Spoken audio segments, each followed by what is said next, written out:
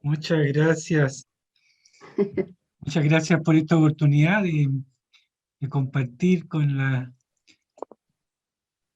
compañía María querida. La hermana Adriana me ha hecho una pregunta, para que la reflexionemos juntos y que me ha tenido pensando, estudiando varios días. Me dice, ¿cuál es la importancia de esta asamblea eclesial para América Latina y el Caribe? Entonces voy a compartir con algunas ideitas que me fueron surgiendo del estudio de la reflexión sobre esta pregunta que me hacía la hermana Adriana. ¿Cuál es la importancia de esta asamblea eclesial para América Latina y el Caribe? Bueno, estamos viviendo un kairos eclesial. Ustedes saben que kairos es tiempo significativo, es distinto al cronos, al tiempo cronológico, que es como rutinario, repetitivo. El kairos tiene siempre una novedad, algo profundo, significativo, que nos marca. Y hoy día estamos viviendo en la iglesia, gracias al Papa Francisco fundamentalmente, y a toda la iglesia de base, a la iglesia Pueblo de Dios, estamos viviendo una nueva primavera, podríamos decir. Aunque esto lo digo con mucho temor y temblor, pero efectivamente después de un largo invierno eclesial, como lo planteó el gran teólogo Karl Rahner, que después del Vaticano II se empezó a vivir un invierno eclesial, hoy estamos vislumbrando algunos brotes primaverales. Y eso por algo muy, muy profundo, que tiene que ver con reencontrarnos con el espíritu más genuino de la reforma que significó el Vaticano II. El Vaticano II hizo muchas reformas. Entonces yo, para responder esa pregunta, me voy a centrar en dos grandes reformas del Vaticano II que están recién ahora cuajando, podríamos decir, tomando cuerpo. Una de ellas es el hecho de la necesidad de discernir el presente. El Vaticano II usó en la Gaudium et Spes la frase escrutar los signos de los tiempos, ¿cierto? Ustedes se acuerdan de esa frase, que es una frase clave porque es otra teología, rompe con el paradigma tradicional de la teología católica, que es descubrir en la historia nuestra, en nuestro presente, la presencia del Espíritu de Dios. Porque antes de eso, bueno, antes de la Revolución Francesa en realidad, la historia era como un telón de fondo que pasaba por detrás nuestro sin marcarnos. Los acontecimientos pasaban y las personas y las sociedades quedaban igual. Después de la Revolución Francesa, cuando nos descubrimos de que los reyes no eran algo natural, sino que era una construcción social, y se rehizo la sociedad completa, ahí nos empezamos a dar cuenta de que la historia era una historia significativa, importante. Y el Vaticano II, que es como una puesta al día de la Iglesia respecto precisamente de todo lo que es la modernidad, la democracia, la Revolución Francesa en realidad, se dio cuenta de que la historia además era un lugar teológico, porque nos permitía descubrir al Espíritu de Dios, lo que Dios nos estaba diciendo hoy, en cada momento.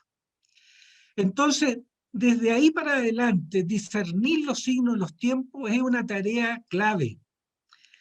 Todo cristiano, toda persona tiene que analizar su realidad, ver las señales que hay en esta realidad para poder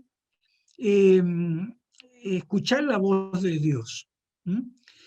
Y esto no es fácil, ¿eh? Porque mucha gente piensa que esta realidad hay que superarla rápidamente. ¿Eh? Este es un valle de lágrimas que requiere una superación rápida, ¿eh?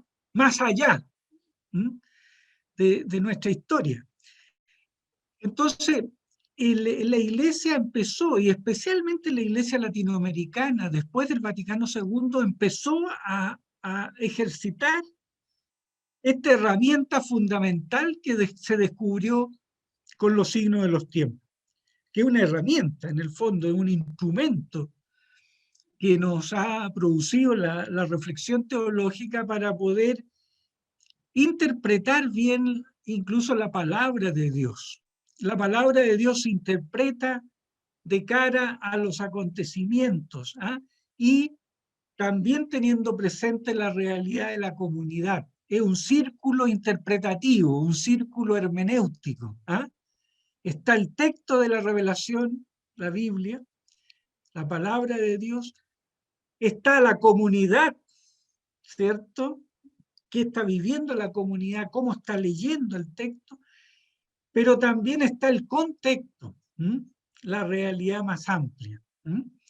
Y eso entonces, el conjugar esos tres momentos, nos dice qué nos habla Dios hoy, qué nos está planteando el Espíritu hoy día, por dónde está soplando el Espíritu. Entonces, es un ejercicio, no es una cosa mecánica, pero es un ejercicio que tenemos que llevar adelante permanentemente. Y así entonces se produjo la segunda asamblea episcopal latinoamericana de Medellín del año 68, que todos se acordarán que ese gran encuentro de obispos fue después del Concilio Vaticano II, es como la aplicación del concilio en nuestro contexto latinoamericano y caribeño. Fue una asamblea que produjo una novedad enorme. ¿Ah? El título de esa asamblea es La Iglesia ante la actual transformación de América Latina.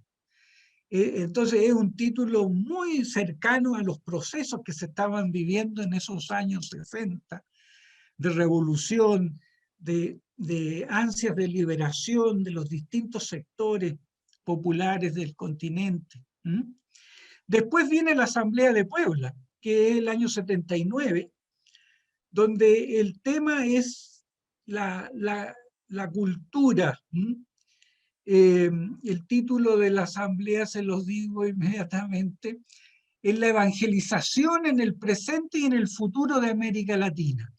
Bueno, ya la Iglesia empieza a enfocarse más en su tarea específica porque están los gobiernos militares en toda América Latina. La bota militar aplasta todo el continente. Y entonces los obispos ahí, reunidos en Puebla el año 79, hacen una gran opción por los pobres, ¿eh? Mucho más explícita que en Medellín.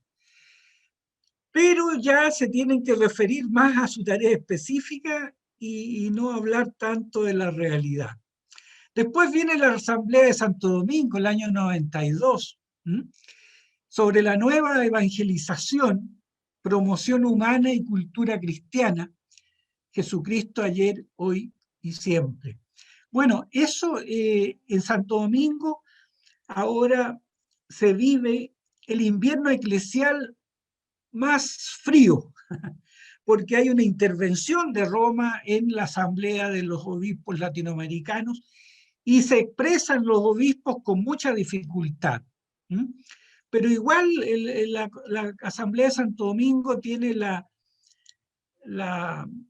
se descubren ahí pequeñas joyas sobre la inculturación del Evangelio, la posibilidad de las culturas afrodescendientes puedan expresar la liturgia en con su cultura, con sus ritmos, con su música. Se habla de que hay un evangelio de los derechos humanos, curiosamente, en Santo Domingo. Bueno, se me está terminando el tiempo. Lo que quiero decir es solamente que hay siempre que analizar la realidad, y esa realidad se analiza desde el contexto en el que uno vive también como experiencia eclesial. Y hoy día estamos viviendo una experiencia profundamente novedosa, porque después de un gran malestar que sentimos con la Iglesia por todos sus abusos, por sus silencios también frente a la realidad, por lo menos especialmente en Chile ha sido muy difícil la situación eclesial. Hoy día se ha llamado en una asamblea que es totalmente distinta a las anteriores, porque en esas asambleas que yo les mencionaba, bueno, está parecida también el 2017, el 2007. Estas asambleas han sido solo de obispos, y ahí hay un problema serio con la sinodalidad. ¿Por qué? Porque ocurrió que el Papa Francisco, al hacer este sínodo panamazónico, convocó a mucha gente. Más de 87.000 personas participaron en la elaboración de los documentos del sínodo panamazónico. Y grupos indígenas, mujeres, etc. Es un texto bellísimo que yo les recomiendo que lo lean. Es un texto de mucha espiritualidad. Y este ejercicio mostró de que era posible que el magisterio de la Iglesia y su función se compartiera con todo el pueblo de Dios. Entonces, la importancia fundamental de esta asamblea, para ir cerrando, es que es el pueblo de Dios el que va a participar. Entonces, se ha echado a andar todo un proceso de discusión que ojalá nosotros podamos participar plenamente, hacernos corresponsables de participar y de plantear todas nuestras inquietudes, nuestras reflexiones y nuestras propuestas de reforma de la Iglesia para que sea realmente una Iglesia comunión y participación, que sea una Iglesia evangelizadora de nuestros pueblos y no un obstáculo para la fe. Eso, el tiempo se me terminó. Así que muchas gracias por este espacio.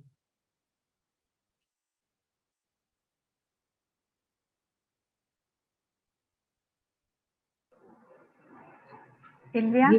Estaba sin micrófono. Sí. Gracias a ti, Raulito, por este recordatorio de nuestra iglesia a través de esos documentos, y que sin duda esta asamblea tiene un gran desafío y una gran riqueza que podemos hacer posible en la medida en que nos hacemos, como tú decías, corresponsables. Así que súper agradecidas por tu aporte. Me imagino que te quedas o te vas. No, sí, me quedo. Ah, sí. Muy bien, muy bien. Bueno, entonces, Nancy, acá.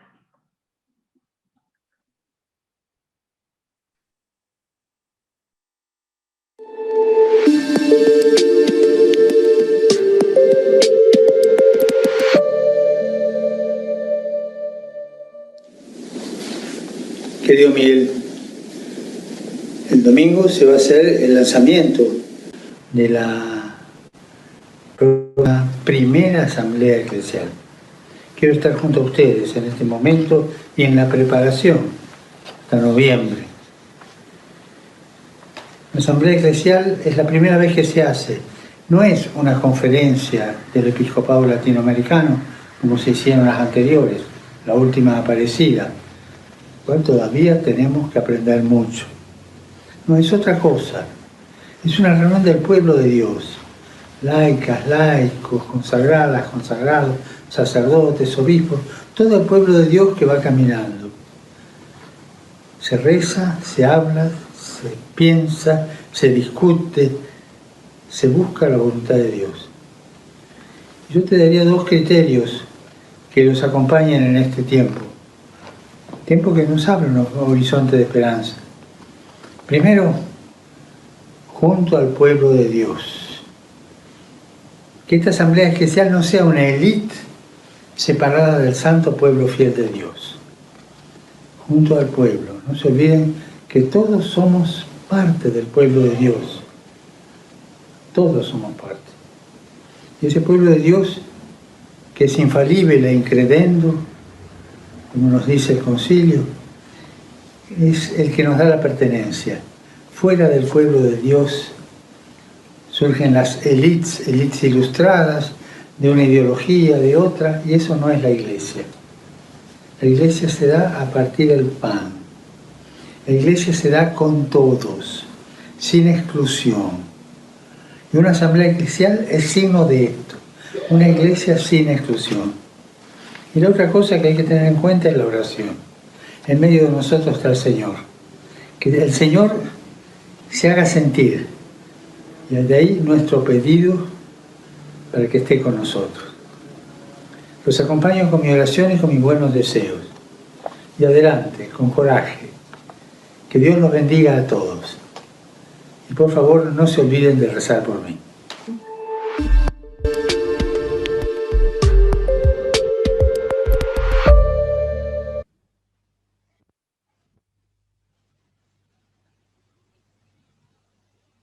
Es un tiempo de gracia, un kairos, como nos ha dicho Raúl, nos ha dicho también ahora a través en su mensaje el Papa Francisco. Tenemos la posibilidad y la gracia grande de participar de este tiempo de gracia en Iglesia del Continente. É uma alegria muito grande que todos nós possamos participar desse grande evento do continente. Então, se alguém tem alguma pergunta para Raúl, pode fazer agora. Si hay personas que tienen preguntas o aclaraciones que quieran hacerlo a Raúl, se puede hacer también en este momento. Se abre un pequeño espacio, ¿sí? Cortito, breve. Bueno. ¿Alguien tiene alguna pregunta? ¿Tienen alguna duda, aclaración?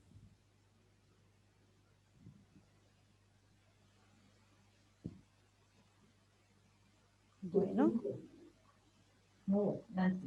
Eu queria. Muito bem, Nilce. Raul, tu dices de la primavera de la iglesia que se vislumbra con esta asamblea. ¿Es de modo más latinoamericano y caribe o es de modo más general? Sí, yo creo que es lo que estamos viviendo nosotros, porque hoy día, en general, es difícil conocer todos los contextos, ¿ah? No se puede hablar muy en general.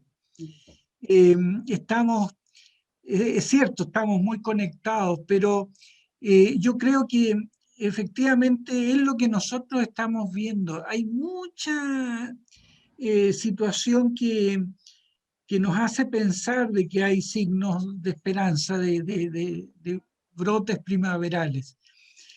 Hace poco en Chile se dio una tremenda elección donde se eligieron constituyentes que no eran de la élite de este país. Entonces se va a hacer una constitución que viene del pueblo, que viene con gente de todos los lugares sociales y culturales de este país. Es la primera constitución que se va a hacer con una presencia significativa de mujeres. Entonces, esas son grandes novedades. Esos son signos de los tiempos. Y la Iglesia justo está en un momento tan especial de escucha. La escucha es más que el ver, porque todas estas conferencias se han hecho con un método: ver, juzgar, actuar. Resulta que el ver nos hace funcionar solo una parte del cerebro. El escuchar nos ayuda a integrar la totalidad de nuestro sentir. Y entonces, aprender a escuchar activamente es dificilísimo. Es un proceso muy difícil. Si uno hiciera un ejercicio, lo podemos hacer aquí hoy día, que dos personas se escuchan, con algunos tips. Les vamos a pedir que se escuchen. 5 minutos habla uno, 5 minutos habla el otro, pero la persona va a escuchar al otro sin emitir un juicio,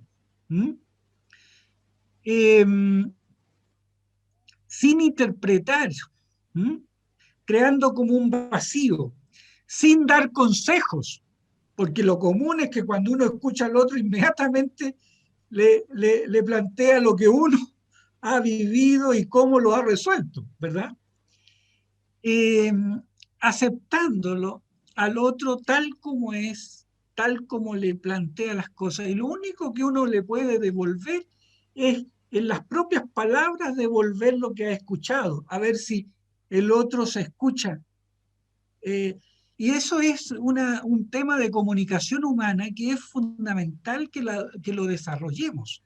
Por eso se habla de un nuevo diálogo cultural, intercultural, un diálogo social más profundo, y en el que van a ir apareciendo cosas maravillosas también de lo que se está haciendo, y también todos los dolores que vivimos los seres humanos.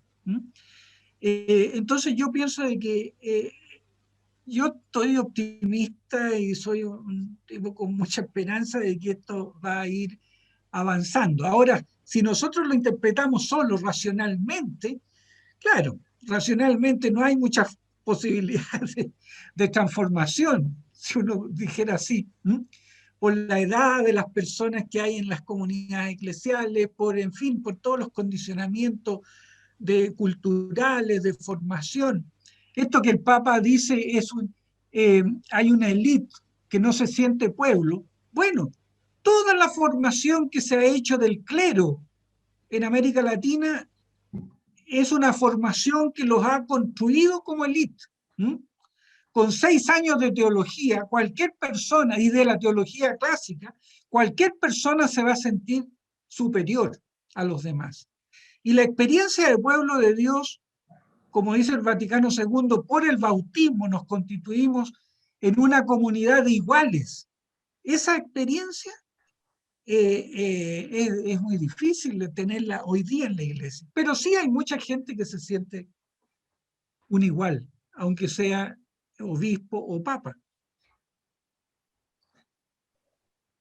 Muchas gracias, Raúl. Gracias. Yo creo que a lo largo también de este encuentro de hoy y después en los grupos seguiremos dialogando sobre la novedad que supone, que requiere, que nos trae este tiempo primaveral, como ya lo decía Víctor Codina en algún texto por allí conocido, hablando del tiempo de la iglesia. Solamente quiero presentar, ustedes ya han leído, o si no, para así, en grandes rasgos, visitar el material, el documento de consulta para este tiempo de la escucha, para situarnos em ella. Vou fazer uma apresentação breve do texto, que é a versão popular para esta fase de escuta do povo de Deus. Raúl nos ha dicho de que nosotros tenemos en la iglesia latinoamericana un modo propio de buscar el querer de Dios, de dejarnos impactar por la realidad.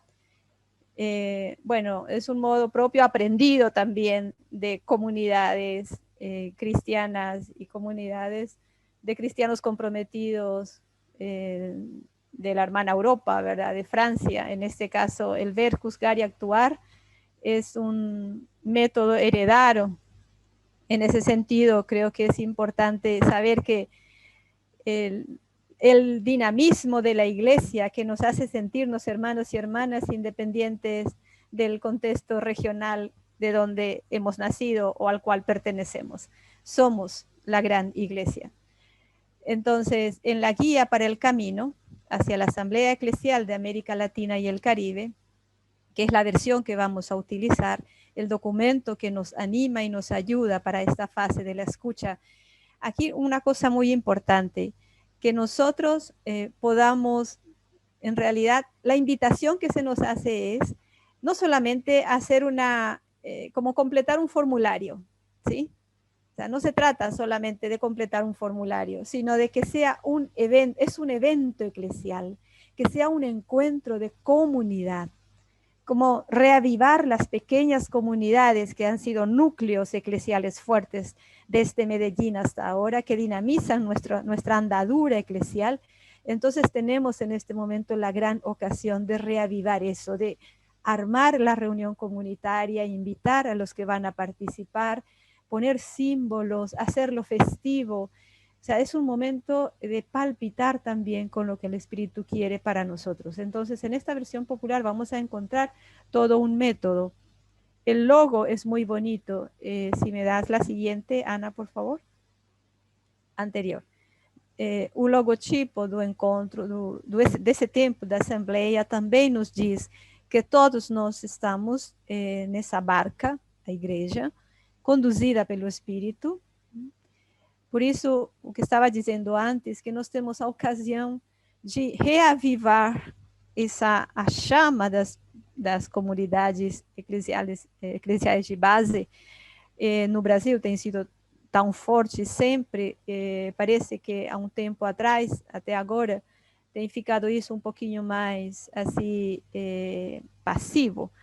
Mas então o convite agora é que o continente inteiro possamos novamente reavivar essa vivência comunitária. Então o documento nos ajuda a retomar ese modo propio nuestro de reflexionar en pequeñas comunidades la realidad. Entonces, el método que se nos propone, como hemos dicho, el documento nos dice, como discípulos misioneros, si me pones el siguiente, por favor, Anita. Gracias. Como discípulos misioneros reunidos sinodalmente en la primera asamblea eclesial. ¿Qué quiere decir sinodalmente? En comunidad, todos y todas. Todos somos pueblo de Dios. Comunidad que camina a la escucha del Espíritu y buscamos todos el querer de Dios, no solamente los ordenados o los religiosos y religiosas o los obispos. Hacemos memoria de lo acontecido en la quinta conferencia general de Aparecida. Estamos en este tiempo de volver a visitar el documento de Aparecida, revisitar aquel evento tan grande de Aparecida que marcou novo momento eclesial para nós. Entonces es desde esa experiencia abrirnos a la novedad, porque Aparecida nos abre un camino, pero ya tenemos desafíos nuevos, pero es a partir de lo que somos, como ha dicho Aparecida, mirando contemplativamente nuestra realidad, sus desafíos, sus llamadas, reavivaremos nuestro compromiso pastoral como discípulos y discípulas, misioneros y misioneras, para que en Jesucristo nuestros pueblos tengan vida. Es el gran deseo, el gran horizonte de este caminar. O nosso proceso metodológico. En el siguiente slide tenemos el proceso metodológico. ¿Qué es lo que vamos a hacer? En el documento nos presenta que, como hemos dicho, rescata nuestra tradición latinoamericana y tenemos 3 momentos para discernir la realidad, en la realidad, el querer de Dios.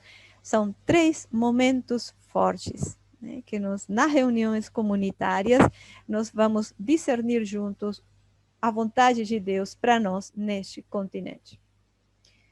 El primer momento, Jesús nos llama y nos envía. ¿Y nos envía a qué? A dejarnos afectar por la realidad, a ver y oír la realidad. Ver, oír los clamores y detectar desafíos. En ese primer momento se nos invita en el documento, en el primer momento de la escucha, a que nos hagamos conscientes de la realidad, sentir con nuestros pueblos, sentir el grito de la tierra, ouvir o clamor do pobre, ouvir o clamor do povo, ouvir o clamor da terra. O primeiro momento do nosso encontro, nessa fase da escuta, será desejar, né, e deixar-nos afetar pela realidade, ver e ouvir aquilo que Deus diz para nós através do povo e através da terra. En el segundo momento metodológico, se nos invita a identificarnos con Jesús. Vamos a nos identificar con el Señor, dejarnos iluminar y juzgar esa realidad a la cual nos hemos hecho ya conscientes, la realidad que nos afecta. Ahora vamos a dejarla que sea iluminada por la luz del Evangelio. Es la fase en que se nos invita a disponernos al discernimiento, como discípulos y discípulas, misioneros y misioneras, oír a Dios en esta realidad para responder a su querer. Nós vamos fazer o esforço de ouvir a Deus, né? Ouvir Deus. Mas primeiro nos deixarmos iluminar essa realidade. Esse é um momento muito, muito importante, que quando nos preparemos esse momento do julgar, né, de refletir a realidade, aqueles desafios que nós vimos no primeiro momento, agora é ver o que o Evangelho diz, o que o Senhor diz para essa realidade, quais são aqueles aspectos que nós temos que discernir para responder. Sim? É um momento muito importante, por isso o documento todo, a fase da escuta, todo esse processo que nós vamos fazendo, tem um itinerário orante, né? Não é só reflexivo, tá bom? Então, é todo um itinerário orante, não só reflexivo, ¿sí? En el tercer momento, tenemos como discípulos y discípulas, misioneros y misioneras por nuevos caminos. Perdón, me comí la S. Es la fase, el tercer momento de nuestro método, el tercer momento de la escucha, en el cual vamos a ver el actuar, el nuevo actuar que nace del habernos dejado iluminar por el Evangelio, para responder en fidelidad a los desafíos, me comí otra S, a la luz del Evangelio. O que nós vamos fazer nesse terceiro momento da fase da escuta? Como discípulos e discípulas, misioneiros e misioneiras, nós vamos tentar buscar como é que nós vamos responder em fidelidade aos desafios à luz do Evangelho.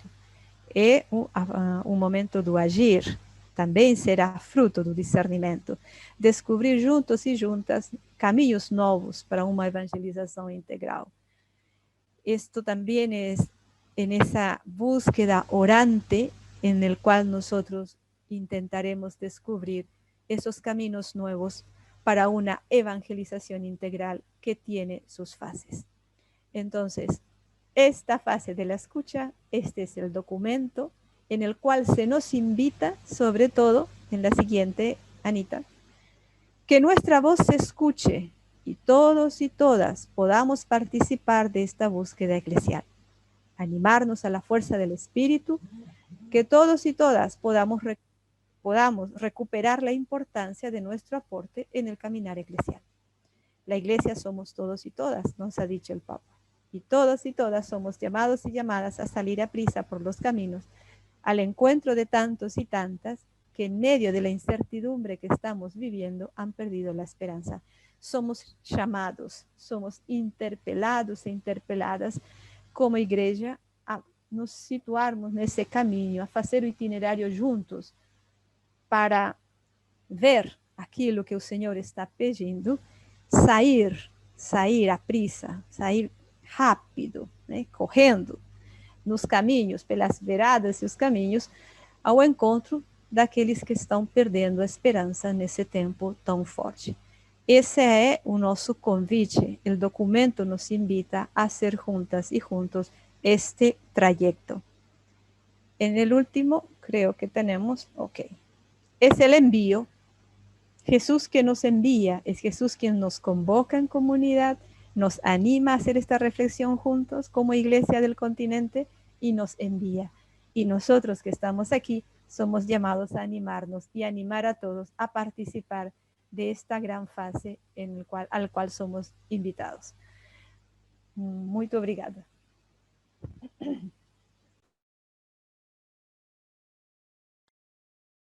Mi vida está en tus manos, ya lo sabes desde siempre. Ahora vuelvo a mis hermanos.